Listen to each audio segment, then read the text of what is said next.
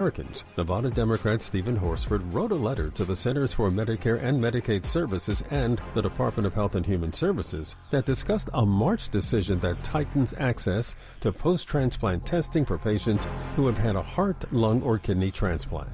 And that's the latest. I'm Mike Moore from your 24/7 news source, the Black Information Network and BINnews.com. For victims of drunk and drug driving, our grief is unique. But you are not alone.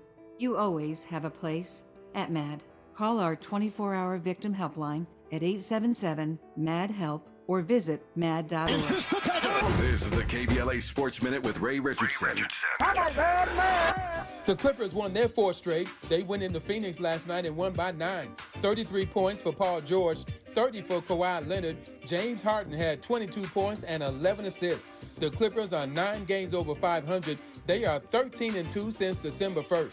Things are not getting any better for the Lakers. They lose at home to Miami last night by 14. The Lakers have lost 3 in a row and fell below 500 for the first time since November 10th. A rough night for LeBron. He was 6 of 18 from the floor and finished with 12 points.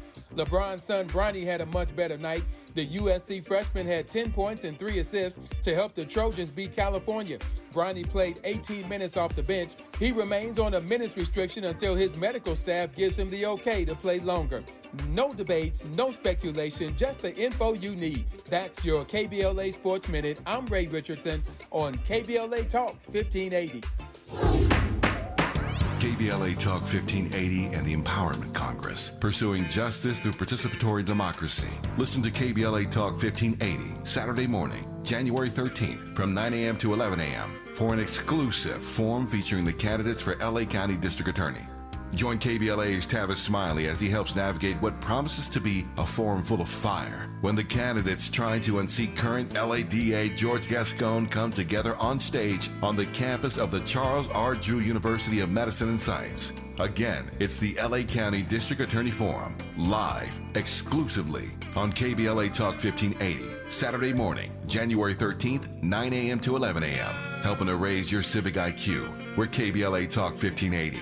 We've got your black.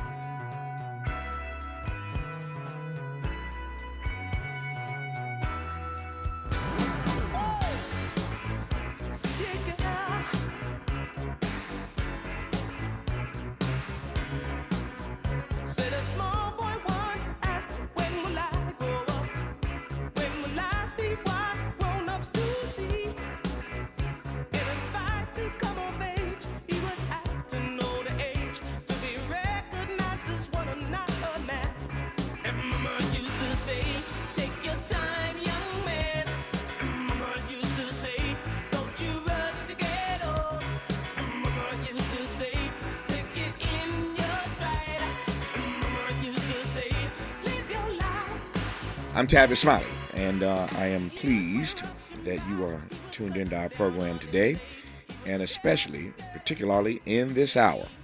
And in this hour, it's the 30th anniversary of NAFTA. We were just talking about the third anniversary of January 6th this weekend, but we are also up on the 30th anniversary of NAFTA. You recall NAFTA, the North American Free Trade Agreement. It was supposed to dramatically increase trade in the hemisphere and open up a financial flow like we had never seen before. That's what they promised us, right? Financial flow like you ain't never seen.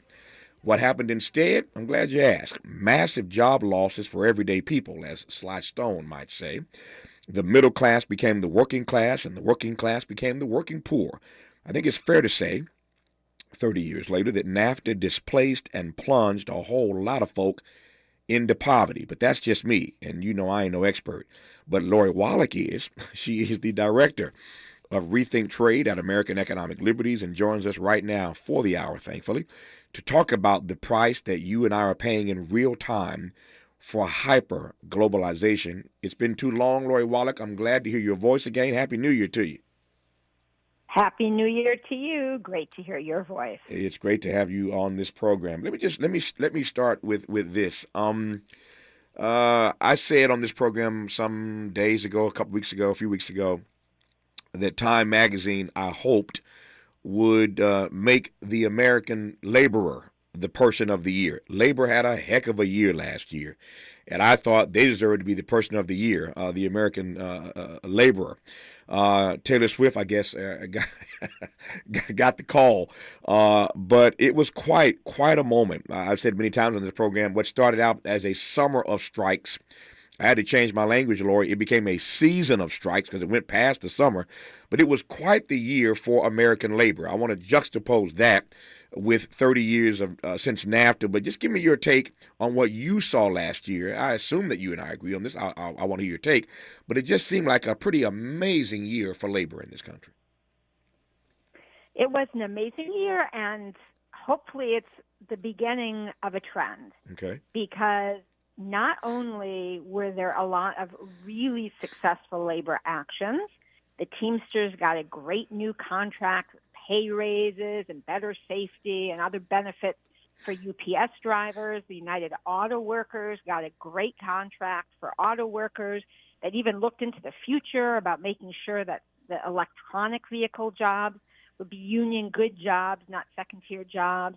All of that plus tons of other strikes and actions raise people's standards of living practically, both on the wages but on the benefits. And a lot more people wanted to join unions. And that's what we need, because right now there's a very low U.S.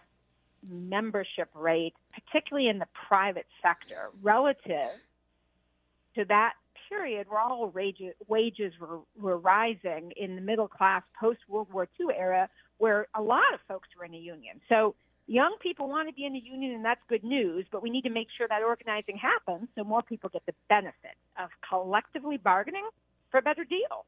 Mm-hmm. What, to your mind, is holding back labor organizing, to use your phrase, in the private sector specifically? You know, there's two things that have been going on. First, the law is pretty miserable. It's hard. Mm-hmm. The bosses were able to rig the rules over time, some of it through court decisions, some of it the law just got outdated. And there's been the need to change the way labor law works so that it's easier to form a union. Right now, it's a little bit of a rigmarole, and there have been some really good moves by unions to basically make deals with the boss to say, hey, we agree to be neutral. If you can sign people up, then we'll have a union. That should be the law, that if people sign, they can have a union, as compared to a lot of union-busting companies try and make it really hard.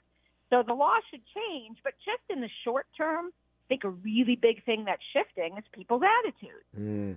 For a long time, I think folks just didn't think a union was of much use. I don't know, it was something that your grandpa or your dad was part of, or you just didn't need it. But the greedier and greedier the big tech companies have gotten, the big chains like the Starbucks, the Amazons, but also even in the industrial sector, as we're starting to get manufacturing jobs coming back, a lot of folks are realizing, heck, I need a union. Mm-hmm. And that attitude, that mind change, makes it such that when they're organizers from a union in the workplace, they win. Mm-hmm.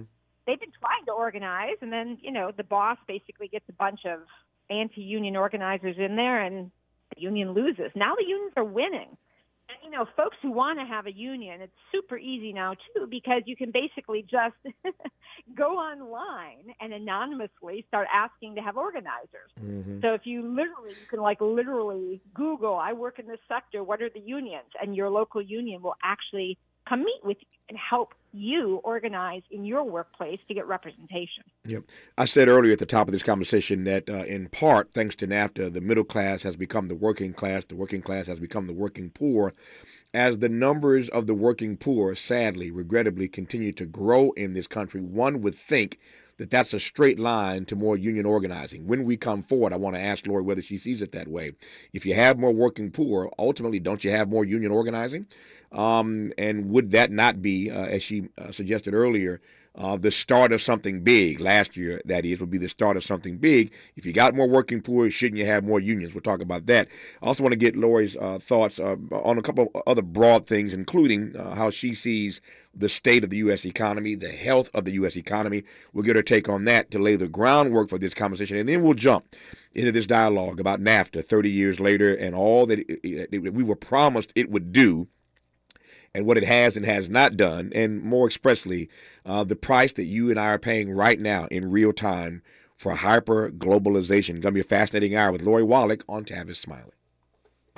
From Leimert Park with love, this is Tavis Smiley. What is dedication? My biggest fear in the middle of my addiction was that my kids wouldn't have a father. And I started thinking, you know what? This isn't my story. I definitely had to become a better man to be a better father.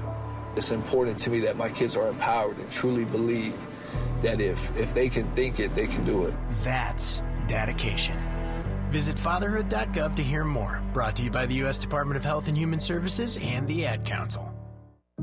Joey from Vermont, a farmer trying to get through the winter. Adriana from South Carolina, a single mother living paycheck to paycheck. Liam from Ohio, an injured father struggling to provide for his family. Hi, I'm Shanola Hampton, and I support the Feeding America network of food banks because they help provide over 6 billion meals to people in need each year. Learn more at feedingamerica.org. Do you have both Medi-Cal and Medicare? If so, the new LA Care plan called Medicare Plus can help you get the most out of your health plan for $0. LA Care provides personalized service to Angelinos like us. Plus, it gives us access to doctors and specialists across Los Angeles County. For zero cost, we get access to full benefits.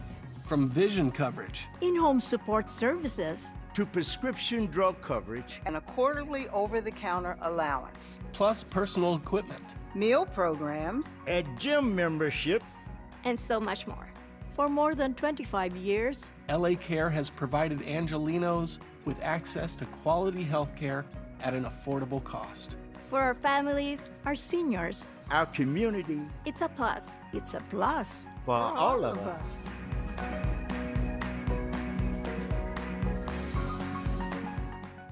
Mom's early Alzheimer's diagnosis was hard to take.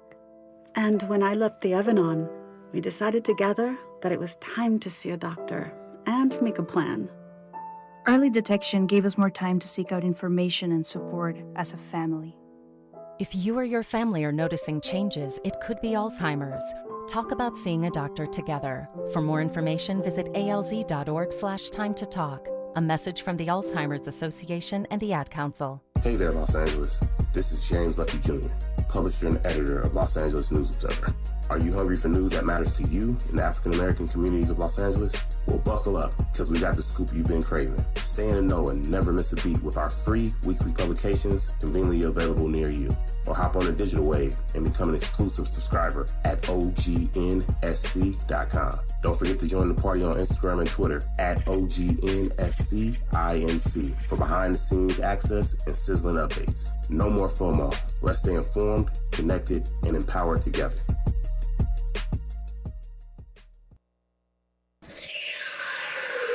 Sounds different, huh? This is Tavis Smiley. We've established already in this conversation, Lori Wallach, that labor had a pretty good year last year. It would seem to me, you're the expert, I'm not, that if you have more working poor, then those working poor in the years to come will want to organize, and there'll be more organizing. Is that too sunny a disposition on my part?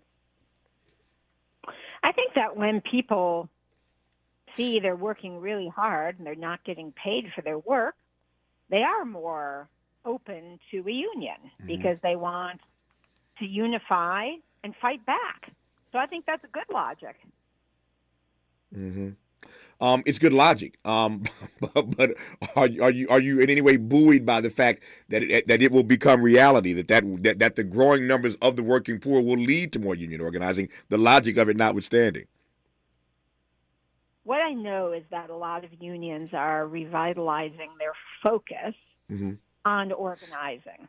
And they are basically focusing on the places workers are getting particularly badly treated. Mm-hmm. So where, say, a union might in the past have sort of thought, well, it's just going to be impossible to organize in this place or this place, they're actually, putting their shoulder to it. Any place workers want to have a union, the unions are starting to send in organizers, and they're hiring a lot more organizers to try and help people empower themselves. And I think that is because there are a lot of really pissed off people. Mm-hmm. People are working their butts off, and they're not getting paid, and the bosses are getting really rich. And the inequality, as you put it, more working poor, the other way to describe that is income inequality. A few people are getting really rich, and everyone else is sinking. And that dynamic is a surefire remedy. A surefire remedy for that dynamic is union organizing and getting a better salary, getting better benefits, getting some power back. Yeah. How do you read that? You went there, so I'm going to follow you there. We're working our way into this NAFTA conversation, obviously. But how are you reading, Lori, in real time, income inequality in this country? Put another way, economic immobility. You can't talk about, to my mind, all three of these things belong in one conversation: poverty, income inequality, and economic immobility. You raised income inequality. I want to link those two things again, income inequality and economic immobility for so many fellow citizens. How are you reading that reality in this American moment?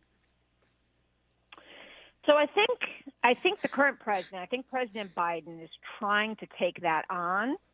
But, it's like that sort of image of the big, huge ocean liner.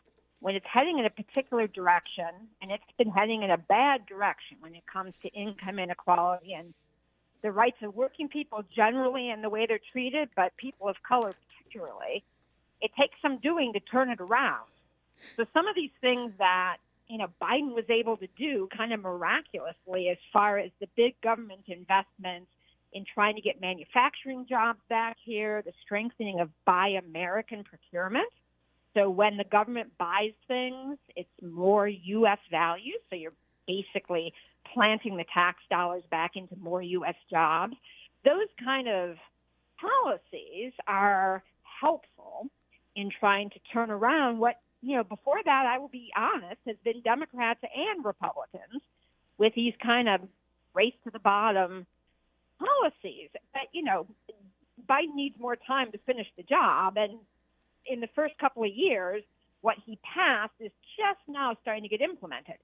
So I'm hopeful, but there's more to do. And the thing about it is unpacking some of the garbage that has been really solidified. Like, think about all these huge corporations, all this monopoly, the mergers, where you don't have any competition, so that you have really big bully companies in every sector.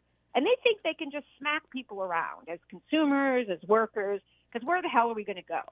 That kind of attitude, like what President Biden's been doing, busting up monopolies, that's going to take more time. But that kind of attitude of, oh, no, you don't, that's part of the fix, as well as investing in creating the jobs here. Yeah. So I think we're heading in the right direction, but there's work to do. It's going to take a little while. We didn't get into this mess overnight. Yeah.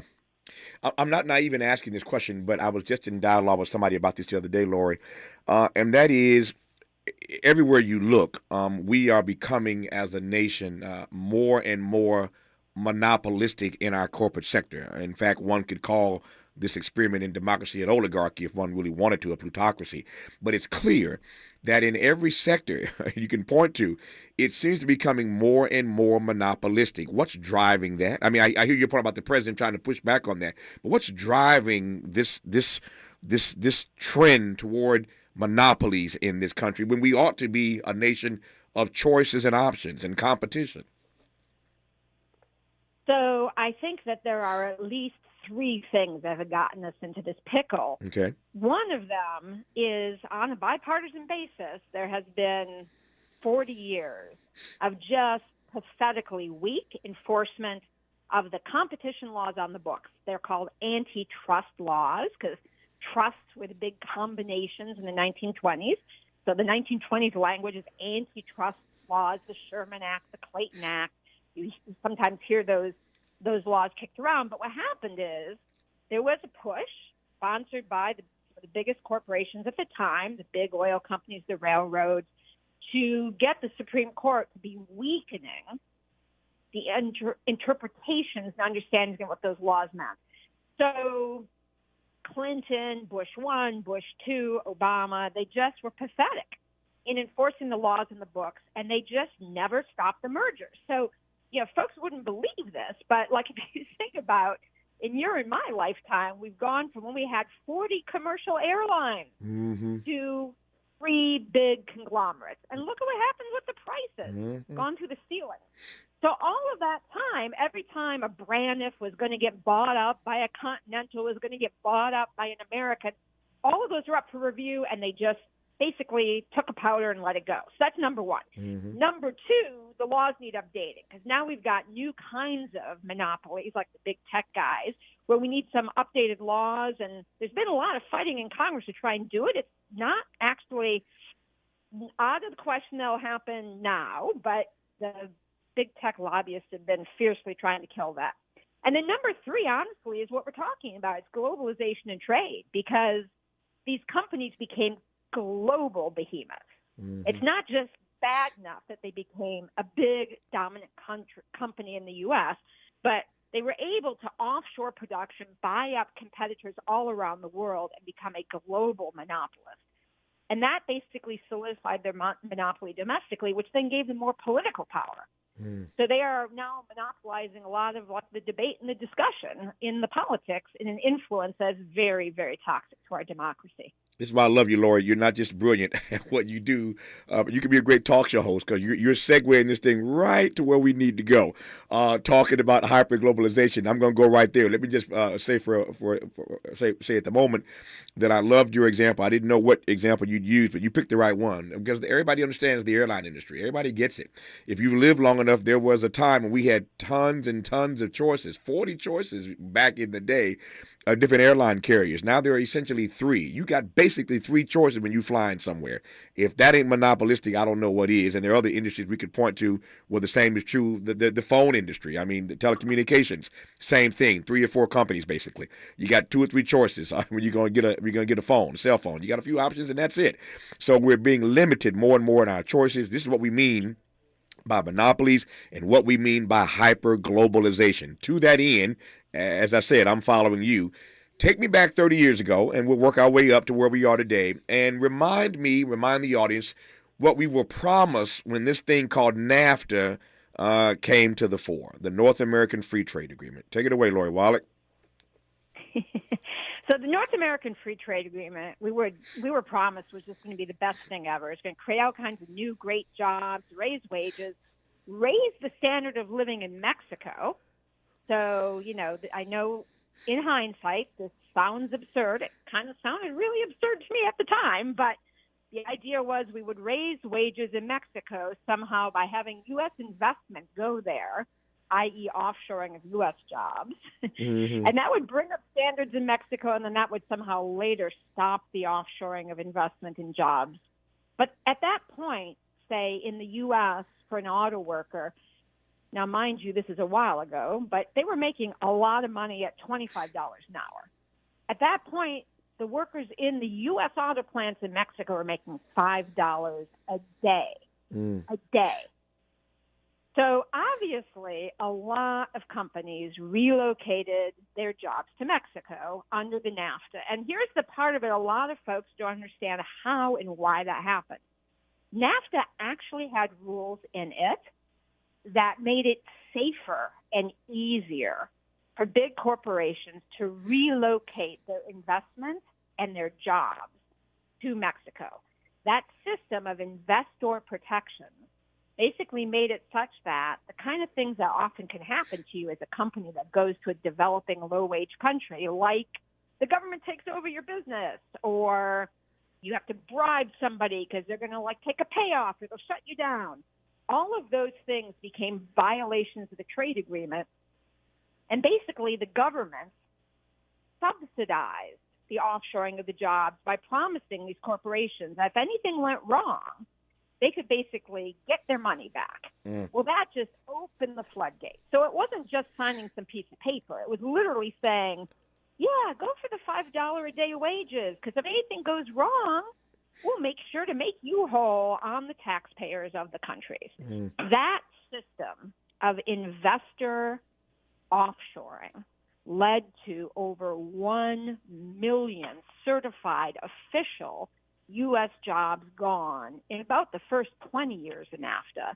And that is an undercount, because to get on that list, you have to go through a whole government program rigmarole of getting certified. It's probably a 1 in 4 undercount of the direct job loss from NAFTA. But then, of course, that pushed down all wages. And so we just saw whole communities devastated. And just before I pitch it back to you, folks, it's not the places that you would expect, though it is a bunch of the places you'd expect. It wasn't just Detroit, though, yes, Detroit and Flint got flattened. The number one most dense job loss was actually in El Paso, Texas. It was Latina ladies in the denim sewing business. That's the most intense per square inch NAFTA job loss is El Paso, Texas. But the whole country got slammed, and so it would be if you got millions of jobs lost. I'm listening to you. I'm pausing because there are a couple things running through my head, Lori.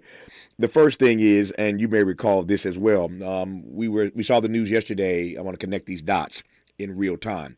We saw the news yesterday and discussed on this program that the Speaker of the House, Mike Johnson, and 60 of his Republican cohorts were headed to the U.S.-Mexico border to make a big statement about immigration, to squeeze the Democrats to do something about it, to get what they want passed in a bill and signed by the president, get what they want on immigration in exchange for giving more money to Ukraine and more money to Israel. And my sense is, I don't want to get too far afield here, my sense is they're going to squeeze the president on this. He's going to end up signing something that he probably shouldn't sign and perhaps doesn't even want to sign. And we'll see how the politics on that play out in this election year with Latino voters once he does that. But I think my sense is, again, I can be wrong.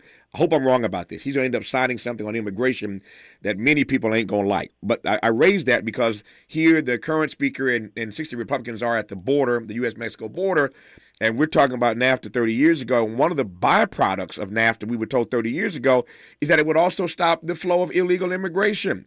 Because if you're going to raise wages in their country and give them better jobs, let U.S. companies invest over there, then they will stop coming over here because they'll have good jobs. I ain't got to tell you how that worked out, given the fact that Mike Johnson and Republicans are at the U.S.-Mexico border, in real time. So I set that aside, but that was one of the other things that we were promised that NAFTA was going to do. Here's what I want to come back to. There are some things my granddad used to always tell me, Lori, about certain things. He said, Tavis, it was a bad idea when they thought of it. It didn't turn into a bad idea. It was a bad idea when somebody thought of it. I mean, we've all seen movies and other inventions, and we've bought products, and we're like, who thought this was a good idea? Like, how did this thing get greenlit in whatever the industry is? I'm laughing because as you look at it and talk about it now, again, you saw it then, but how did we get snookered on an idea that in retrospect didn't just live up to the hype, but was a pretty stupid idea when these politicians came up with it? Yep. So, yep, she says. Easy bottom line. Yeah. It's corporate greed. Yeah. So when this deal got sold to us, it was basically like walking up in front of a whole room full of scientists and announcing, the moon is truly made of green cheese. It is only green cheese, scientists, and we were all supposed to buy it.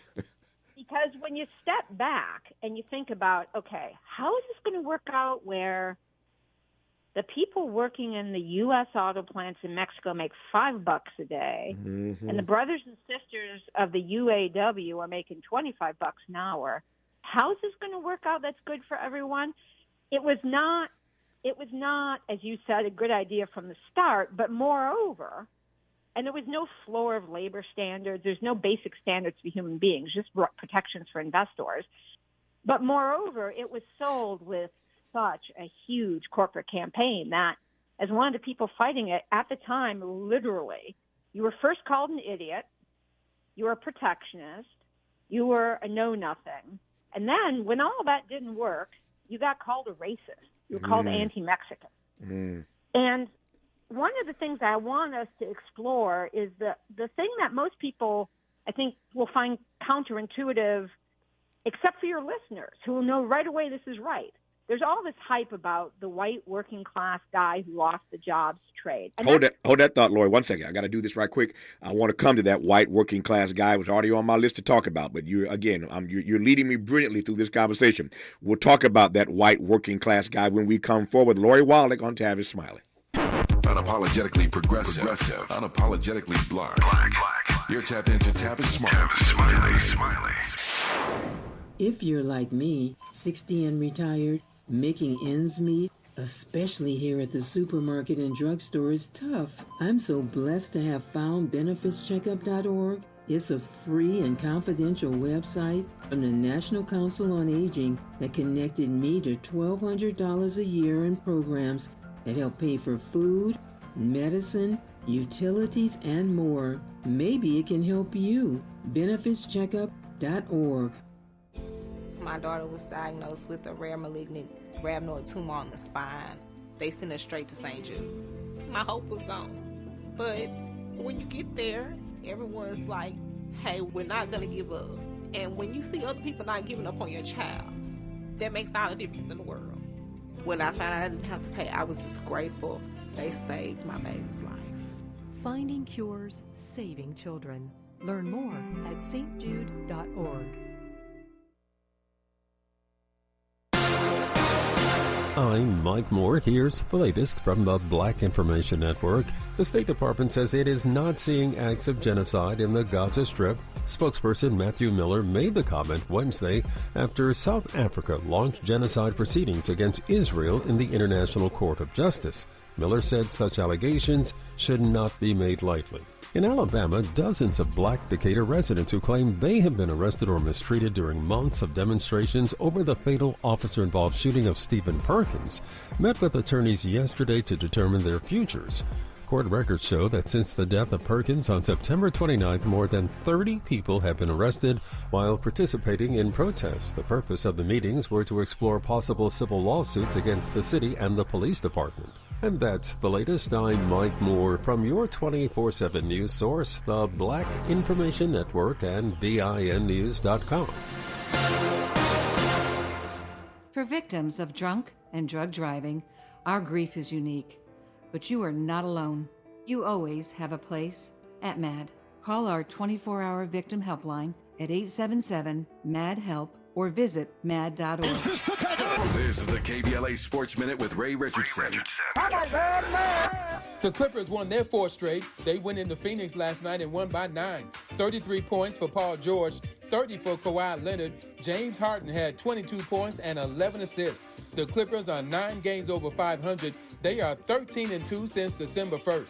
Things are not getting any better for the Lakers. They lose at home to Miami last night by 14. The Lakers have lost 3 in a row and fell below 500 for the first time since November 10th.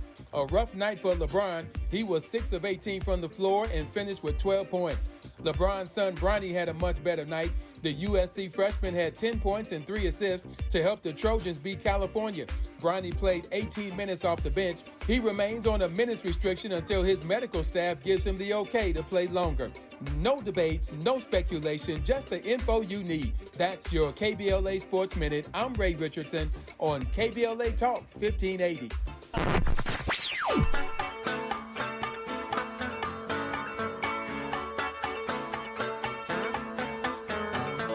This is KBLA Talk 1580. Talk radio that's music to your ears. We're unapologetically progressive. KBLA Talk 1580. Nearly 3,000 teen drivers die in car crashes each year. Tire Rack Street Survival is designed to save lives. The one-day hands-on driving school gives teens experience in car control through exercises that include emergency braking and skid recovery. Find a class near you at TireRack.com/survive. The possibility of lung cancer can be pretty scary, especially if you're one of approximately 8 million current or former smokers at high risk. That's why SaveByTheScan.org wants you to know that now there's a breakthrough low-dose CT scan that can detect lung cancer early, and it only takes 60 seconds. You stop smoking, now start screening. For an easy quiz to see if you're eligible, visit SaveByTheScan.org. It could save your life. SaveByTheScan.org is brought to you by the American Lung Association's Lung Force Initiative and the Ad Council. Hey, Dad, how do airplanes fly? What's in this box? Is this tree good for climbing? How are babies made? What does this thing do? Kids are curious about everything, including guns. Talking to them about gun safety in your home is a good first step, but you can do more. Always keep your guns locked, unloaded, and stored separately from ammunition. Safe gun storage saves lives. Learn how to make your home safer at endfamilyfire.org. That's endfamilyfire.org. Brought to you by End Family Fire, Brady, and the Ad Council. We've got a lot to talk about. Hi, I'm Zoe Williams, a.k.a. the Voice of Reason, encouraging you to join me weekdays from 7 to 9 p.m. for the world's most intriguing relationship radio roundtable. Every night, I facilitate and encourage our loyal listeners to participate in the most engaging relationship discussions you'll hear anywhere. So make it a point to rendezvous with me, Zoe Williams, the Voice of Reason, Monday through Friday, 7 to 9 p.m. Pacific Standard Time. Trust me, your relationships will never be the same. The VOR is on fire tonight. Unapologetically progressive. KBLA Talk 1580. We've got your black. KBLA Talk 1580 is the exclusive media sponsor of this light of ours, activist photographers of the Civil Rights Movement. A dynamic new exhibition on view now at the Skirball Cultural Center in Los Angeles. This light of ours showcases more than 150 photos taken by movement insiders from diverse backgrounds that reveal the vital work undertaken by a broad coalition of organizers and everyday people whose collective action changed America. This light of ours is one of 3 temporary exhibitions currently on view at the Skirball, which together explore issues related to civil rights, immigration, and pluralism. Tickets and more information for all 3 exhibitions are available at skirball.org. That's skirball.org. SKIRBALL.org. Ready to re-examine your assumptions and expand your inventory of ideas? More of Tavis Smiley coming your way right now.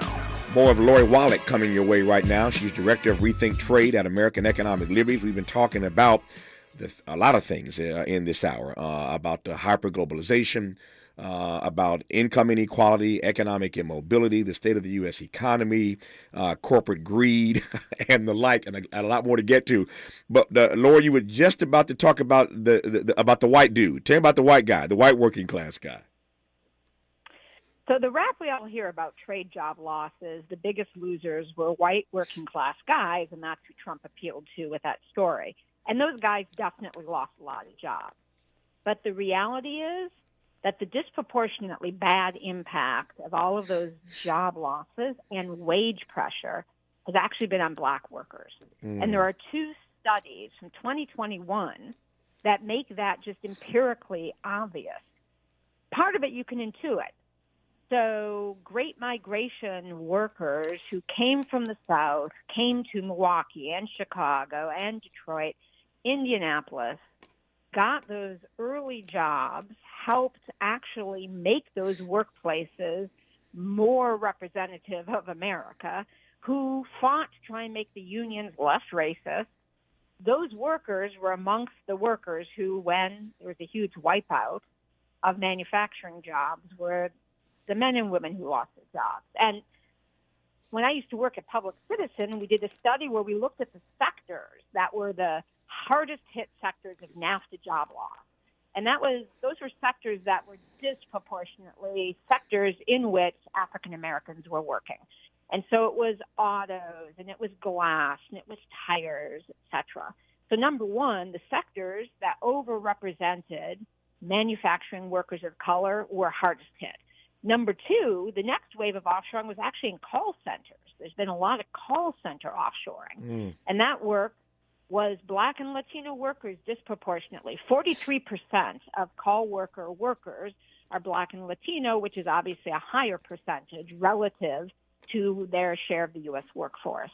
And then if you look at the states that got the worst nailed, basically the 20 states that are the least racially diverse had only 20% of all of the government-certified trade job losses. Meanwhile, the states and cities with the largest Black and Latino populations were the ones that got just flat. So 15 states that are home to 60% of the Black population in the United States, with 3 million of the 4 million total job losses certified as related to trade. So it's been, if you look at the data in that cut, or then there's a very amazing study that was done by, God rest his soul, the chair of the Howard University Economics Department and the AFL-CIO's lead economist, Mr. Bill Spriggs, and that is the impact of trade on Black workers. And that study basically made it even look more dire because they did a much more sophisticated cut where they showed the wage loss. And so it was not just jobs lost, but also it pushed down wages for all Black workers to see the manufacturing wages pushed down. And they found where, for instance, there'd be a 1% drop in a sector due to import exposure, imports coming in, trade effect. There would be a 3% reduction in Black working age employment, where 1% of the overall workforce would go down, the disproportionate impact on particularly Black workers. And they also found that, which is, not totally, unfortunately, surprising, that all the patterns of historic racism, of hiring, of promotions, all of the ways in which workers of color already have been screwed in the workplace, that NAFTA, under the old metaphor of what is a cold to America is a pneumonia to workers of color, there were much bigger impacts of wage inequality increases in African American communities, particularly with the loss of huge sectors of the economy. So whole cities like Detroit, like Flint, like Racine, like Milwaukee, these cities got clobbered. Their tax bases got shut down. Services got weak because of the losses in manufacturing, which is not a story probably to a bunch of folks who are listening to you on the web who are in those cities. Yeah. I am... I want to be gentle in asking this question because I understand, and I've said many times, echoing you, that white males did get hit pretty hard because of this NAFTA agreement 30 years ago. So we're talking about the 30th anniversary of NAFTA and what it did and what it didn't do and how we're dealing with hyperglobalization years later, decades later, as a result of it. But I want to come back just to this white working class guy because the question I want to ask quickly here is, in light of the data that you just shared about the impact that was felt mostly by Black and brown people in this country, Black and brown workers, that disproportionate impact, how do I in real time how do I process white male employment or white male unemployment grievance and Donald Trump's exploitation of it? Does that make sense as a question? So, yep, absolutely. Okay. So here's the thing. The impact on Black workers, particularly secondarily Latino workers, was disproportionate to the percentage of those workers in the workforce.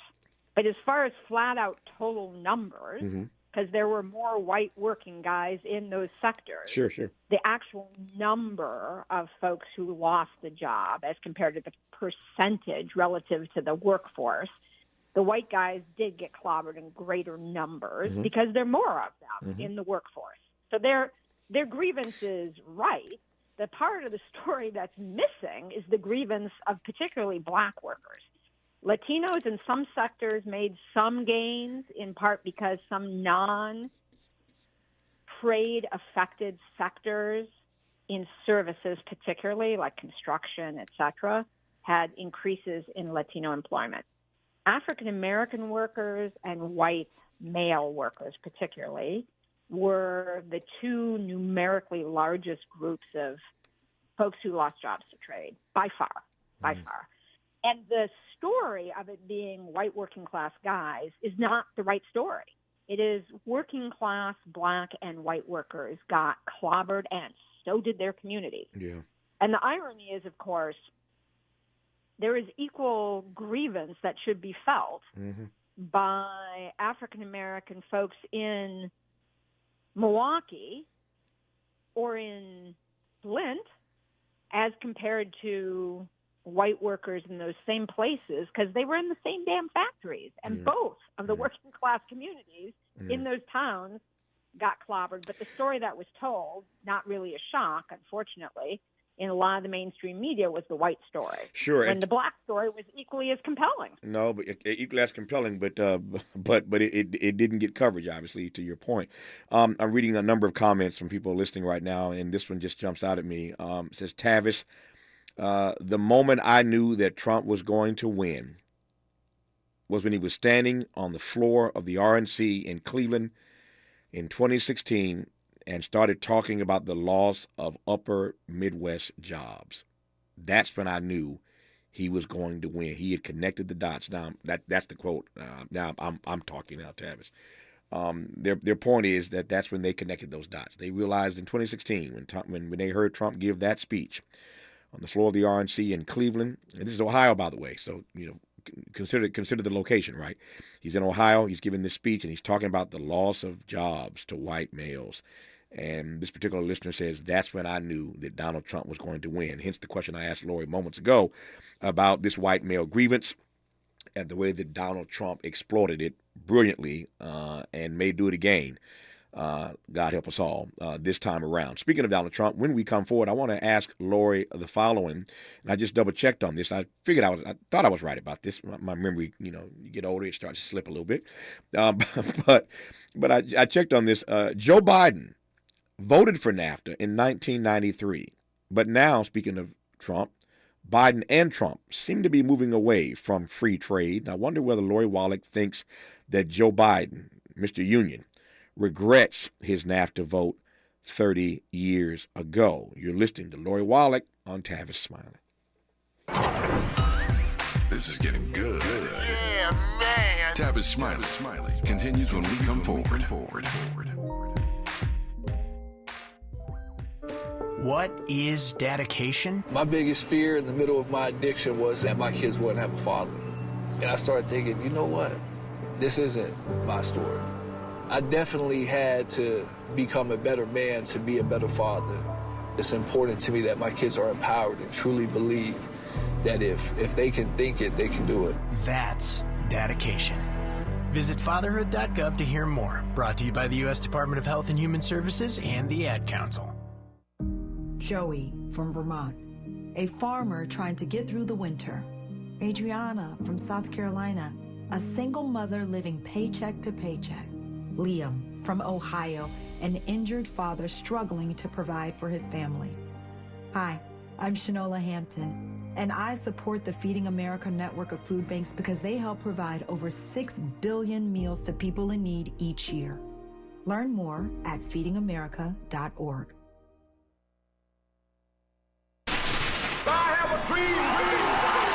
On Friday, January 12th, as we head into Dr. Martin Luther King Jr. annual holiday weekend, KBLA Talk 1580 will announce a historic climate justice campaign aimed at California communities of color. KBLA Talk 1580 is joined in this historic effort by both public and private partners including LADWP, Metro, Caltrans, Cal and Dow, the Sierra Club, and many other partners. There's a clear connection between Dr. King's moral conscience on the notion of reverence for all human life and the future of our world house.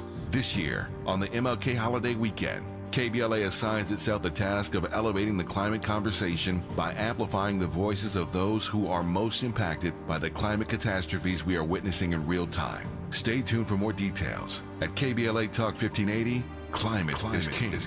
With this faith, we will be able to transform the jangling discords of our nation into a beautiful symphony of brotherhood. Mom's early Alzheimer's diagnosis was hard to take. And when I left the oven on, we decided together that it was time to see a doctor and make a plan. Early detection gave us more time to seek out information and support as a family. If you or your family are noticing changes, it could be Alzheimer's. Talk about seeing a doctor together. For more information, visit alz.org/time to talk. A message from the Alzheimer's Association and the Ad Council. Some people won't give you the real talk on drugs, but it's time we know the facts. Fentanyl is killing people. It's a powerful opioid, often made illegally and commonly mixed with illicit drugs. It can even be pressed into counterfeit pills that resemble prescription medications. Just 2 milligrams, about the size of a few grains of sand, can potentially be lethal. This isn't an ad to scare you, but it is an ad to make you think twice. Get the facts. Go to realdealonfentanyl.com. This message is brought to you by the Ad Council. Who do you trust to get at the truth? Tavis Smiley. That's who. The conversation continues right now. Let me do what I typically do not do, which is to ask a two-part question. I ask a two-part question to get out of Lori's way. Watching my time is getting away from me right quick here. Number one, do you think Joe Biden regrets that NAFTA vote 30 years ago? And in real time, how do I view Joe Biden on trade and Donald Trump, what he would do if given another opportunity on trade? Mm-hmm. Well, first of all, I suspect he probably regrets it. I know a hell of a lot of members of Congress who voted for it, not a whole lot of whom are still around, do wish that it had not been a yes vote for them, because they were all told the same thing that the public got served up about the wondrous gains that would happen. Now, just to put this in perspective, I just quick during the break went in and looked on the Trade Adjustment Assistance, the certified NAFTA job loss list, and there is some 40,000 jobs in L.A. County that are certified as trade job losses. Now, those are not all NAFTA. Some of that could be China trade. Mm-hmm. But to put in perspective, these are manufacturing jobs. So you say, 45,000 jobs, Los Angeles is a really big place. These are jobs that actually could be proved to be NAFTA or WTO job losses. So just to put in perspective, like places like L.A. were not immune. It was not just the Clevelands and the Chicagos and the Detroits. Just want to make that point. But I think if he could go back and know what he knows now, he would be on the other side of it. And part of the reason I think that is because when Trump was president, they tried to renegotiate the NAFTA, and they first did a renegotiation, and it just didn't cut it. And the Democrats had a majority in the House. And Nancy Pelosi just eyeballed Trump and basically said, no, sir, we are not going to do your NAFTA 2.0. It is as crappy as the NAFTA 1.0. So you can either go back and actually improve the labor standards, get rid of the big pharma giveaways and do some other stuff, or you can just sit there and watch it rot. We are not going to approve that. And so they made him, Trump did his usual, like, I won't do it. They made him go renegotiated NAFTA. It was a thing of beauty. It was basically, Nancy Pelosi had so much starch in her skirt that she just sat there and sat him out and made him do it. So the renegotiated NAFTA doesn't have those investor race to the bottom subsidies for offshoring. And I would suspect, given almost every Democrat, including Biden, supported that would be more the kind of deal they wish they all had actually been served up by Clinton. No. In my remaining moments with Lori Wallach, one or two other quick questions before I lose her, and maybe I can ask her something that will pull out of her another one of those Trump impressions. I love that. You're listening to Lori Wallach on Tavis Smiley. More of Tavis Smiley when we come forward. If you're like me, 60 and retired, making ends meet, especially here at the supermarket and drugstore, is tough. I'm so blessed to have found benefitscheckup.org. It's a free and confidential website from the National Council on Aging that connected me to $1,200 a year in programs that help pay for food, medicine, utilities, and more. Maybe it can help you. benefitscheckup.org. My daughter was diagnosed with a rare malignant rhabdoid tumor on the spine. They sent her straight to St. Jude. My hope was gone. But when you get there, everyone's like, hey, we're not going to give up. And when you see other people not giving up on your child, that makes all the difference in the world. When I found out I didn't have to pay, I was just grateful. They saved my baby's life. Finding cures, saving children. Learn more at stjude.org. Granddad, what's good? Hey there, got us a quarter pounder with cheese and McNuggets. Wow, haven't had our special McDonald's order in a minute. Heard your little tic-tac-toe dance didn't get no likes. Oh man, is Mom telling everybody? You know she is. There's a deal for every favorite grandson at McDonald's. Right now, get one favorite like a Quarter Pounder with cheese or 10-piece Chicken McNuggets and get another for just $1. Price and participation may vary. Cannot be combined with any other offer. Valid for item of equal or lesser value. JP Morgan Chase is building on the investments in California and around the country to help close the racial wealth gap and build a more equitable future. As part of JP Morgan Chase commitment, they are taking action to help improve financial wealth and access to banking in the Black community, helping more people open low-cost checking and savings accounts, hosting community seminars with supporting Black-led institutions by building awareness about financial investments, hiring community managers, and opening community center branches like Crenshaw, Inglewood, and downtown LA. Visit today, jpmorganchase.com/racial equity. Again, jpmorganchase.com/racial equity. Get the tools to help reach your financial goals. Visit today, jpmorganchase.com/racial equity. Again, jpmorganchase.com/racial equity. We're from Washington. We love Febrez's new scent. Refresh and energize. So much we made a song about it. I can't escape this feeling inside. Refresh and energize. It's a mood, it's a vibe. Breathing for the first time.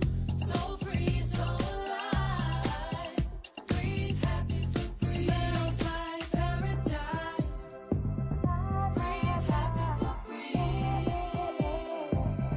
La la la la la. Smart talk for curious people just like you. You're listening to Tavis Smiley. Tavis Smiley and Lori Wallach, who is the director of Rethink Trade at American Economic Liberties. What a delightful conversation. What an insightful conversation this entire hour about NAFTA 30 years later. And not just where we are now, but where we're headed. We got a campaign, of course, that's already underway. And both Mr. Biden and Mr. Trump, presumptive nominees of their party, are going to have to address these issues in the coming days, months, and years.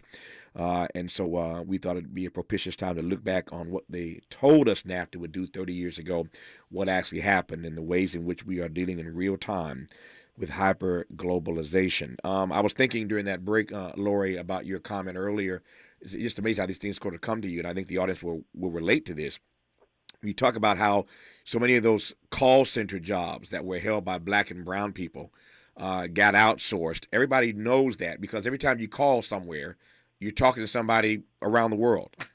Any call center you reach out to, basically, talking to somebody on the other side of the planet, and not trying to demonize anybody. Sometimes you can't understand them, and it gets frustrating trying to get an airline reservation or whatever it is you're calling about. Your credit card bill. You're always talking to somebody at a call center on the other side of the world, and you hear Lori Wallach making the connection. The reason why you're doing that is because 30 years ago, those call center jobs got offshored. I digress, but that thought just came to me. I was on one of those calls 2 days ago, and it was a nightmare just trying to get my business handled. I'll leave that where it is. I got 2 minutes left. I want to close on this note. It was corporate greed, as you put it, Lori, that got us in this mess 30 years ago. Talk to me in these closing seconds here about corporate greed in 2024 as you see it. So corporate greed continues unabated. But to your point about the Biden administration versus Trump on these trade issues, so I think there's been a general transformation where the politicians basically caught up to the people. And that's good news because people have had it with these trade agreements way before the political leadership of any party were willing to change course. So what Biden is doing now is basically the actual opposite of what Clinton did, who got us into NAFTA, or what President Obama did, who wanted to expand NAFTA all across Asia with that Trans-Pacific Partnership. President Biden has got a new worker-centered trade agenda. And instead of having more liberalization, more rights, basically, for corporations, he's trying to put in place a floor of decency, make the labor standards that exist in the International Labor Organization, all the countries have signed up to these rules. Right. He's trying to actually make those enforceable and say, yeah, we want trade based on a floor of decency. You got to follow these rules for workers, these rules for the environment, and then, yeah, we'll give the benefits of trade, but trade up. Yeah. Not this race to the bottom where working people get stuffed. Yeah. So some countries are not signing up for that just yet. So, China's not been lining up to do that. Vietnam's been not lining up to do that. It's been a hard fight. They've been standing up for working people. They have not gone forward and signed up to the same old crappy deals. Instead, they've really drawn a line in the sand. Yeah. And I think, frankly, that's the right thing to do because, President Trump didn't do any more of those bad agreements. But also, he left a lot of potential benefits undone because he wasn't willing to cross corporate power. I'm out of time.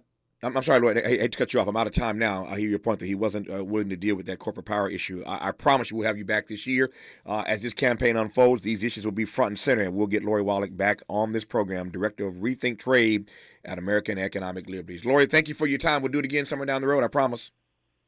Thank you, Tavis. Good to have you on. Up next, Randall Kennedy of the Harvard Law School with his thoughts on the resignation of his now former president, Claudine Gay. You're listening to Tavis Smiley.